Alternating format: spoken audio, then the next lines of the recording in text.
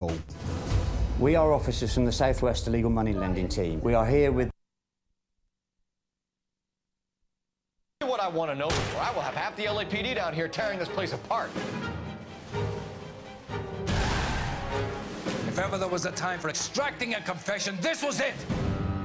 L.A. Noire, coming May 20th, rated 18.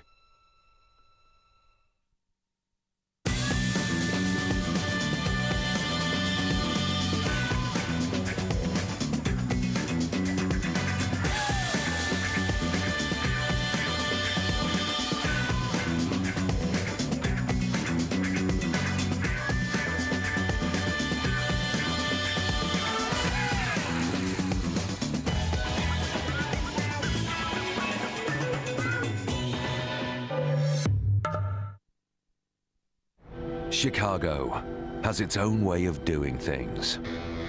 It's crime. Police! It's corruption. And now, it's law enforcement. I am the highest-ranking police officer in Chicago. Every cop in the city answers to me. Superintendent Colvin, it's my committee that has oversight of the police department. He put me in this job because he thought I would be his puppet. Whatever you think about the superintendent and me, we were partners a long time ago. She went her way, I went mine. Wisaki, got a job proposition for you. Do you trust me to do what is right by you? That not true. Barry recently packed his bucket and spade and took a trip to the seaside to discover a new way of playing tennis.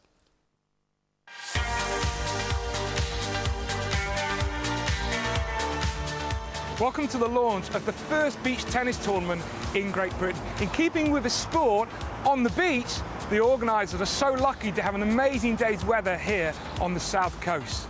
Beach tennis has been going for over 25 years and there are 500 players ranked throughout the world, with Italy currently being the top nation.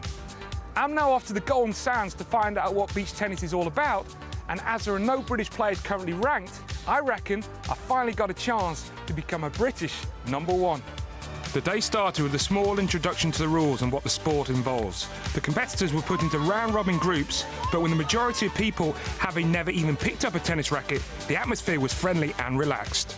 I think it's all come together really well. It's sunny. I couldn't have asked for any more than that. But the main thing, I think, what we wanted out the whole day was just fun. And the kids are having fun, the adults are having fun. It's just a big family day. The day was host to Britain's first ever amateur beach tennis competition, and the management were very keen in showing that the day was just a small step in what could be a promising future. This is our next step. Once we've done this event, we're going to start getting more people involved and regular people playing, and hopefully get some leagues going, get some team stuff going. So it's just good fun for everybody. We were joined by 2 beach tennis professionals. They were kind enough to let me join in, and I was curious to find out what's involved in becoming a true professional. Every year I play 15 or 20 tournaments. I play match in USA and Aruba, in Mauritius, and in Europe. I finished play semi-professional tennis at 26. I play beach tennis the 5 or 6 years. In this moment I am very, very competitive in the world. The prize money now are become stronger in the ETF tournament, 10,000 euro for each competition. So in Italy, every week you can go in a weekend and play a beach tennis tournament with 5,000 prize money. Beach tennis comes under the watchful eye of the International Tennis Federation. They're in charge of the events calendar, promoting the sport and the regulations, which are similar to tennis, but with a few subtle differences. The first rule that everybody has to get their head around is the fact that the ball doesn't bounce. It's effectively a volley tennis game. Similar dimensions of a court to beach volleyball. Net is a similar height, a little bit different. It's one serve. The net doesn't count, so if it hits the net, you play the ball. Serving, scoring, and everything else is pretty much the same as tennis. With the increase in people's requirements for lifestyle sports, this is an ideal option, and I see this as being a major sport in the UK as well as the existing territories. There was an all-round mixture of people taking part, ranging from all ages and abilities, and among them was a familiar face. I think really what struck me today is the sense of everybody just kind of getting in there together, you know, families being able to play together, and we just really love that, because I think some sports Volleyball is really good. We love the volleyball down here, but I can't kind of play with my little ones. So to be able to just pick up a racket, it's a completely different experience. It's really good. Today has given me a great insight for what beach tennis is all about. It's been so refreshing to see a sport that can be competitive, can be physically demanding, which I can certainly vouch for, can be viewed as a really good family day out, but above all, it's been great fun. Well, that was going to be my very first question. It looks enormously good fun. How difficult is it, though? Well, I found it very difficult. In fact, my hamstrings were so tight after half an hour. And all the kids I spoke to, Alex, were just saying, you know, this is great because we're able to dive, and that's what any tennis player that's been there, you start playing because it's fun.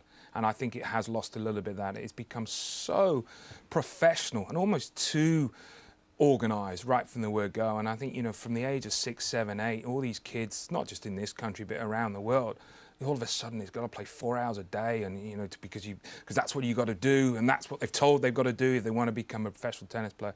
Get out there and just have a go. And I really feel that it could be a really big sport in this country if the tennis clubs can take hold of it, because I think that's where we have gone wrong a little bit in the last 20, 30 years. That tennis clubs, from it being a very social occasion, you know, where you go and you play tennis, you have your barbecue, you mix around all weekend. They go now, play tennis for an hour, and they move on and do something else. Yeah, I mean, you obviously need a lot of sand, but from what you're saying, it could be quite an effective way of getting kids picking up rackets. Just as you say, you know, getting involved, which, to be fair, British tennis probably needs at the moment, doesn't it? Yeah, I firmly believe that. I think it needs the clubs, as I said, Alex, it needs the clubs to really take to it, embrace it, and it'll only help the development, because at the end of the beach tennis, you can't let the ball bounce. Yeah. And we've seen how the men's game especially has evolved for the positive in the last 10 years. But the one little negative is about it, less and less people are volleying. And beach tennis, you've got to be able to play at the net. Yeah. Could you see, perhaps at the higher level of the game, I mean, almost like cricket and 2020, could you see some sort of quick-fire evenings entertainment league set up where players get involved and crowds are generated? I mean, is there that potential in the game? Well, why not to have leagues involved? I certainly believe that. That's what they're looking to exploit around the world. And you only have to listen to those two Italian professionals, the chance to go and play beach tennis in Mauritius and all those, you know, in the West Indies and glamorous places like that. I think it might be a lot of people who are trying to all of a sudden start taking up the game. I mean, how big is it? What kind of a setup is in place at the moment at that level of the game? Well, it's still relatively small. Yeah. As I mentioned in my feature, there was still no British players ranked. Yeah. So I did achieve my goal of becoming finally a British #1. Many congratulations. We look forward to charting I trampled over everyone else who was looking to sign up and get a world ranking. But I really enjoyed it. I thought it was the event was extremely well organised, and anyone you spoke to, they just enjoyed the occasion. But we were blessed by great weather. Absolutely. Ultimately, fun is what it is all about. We're going from the sand back to the clay. We're going to take a quick break.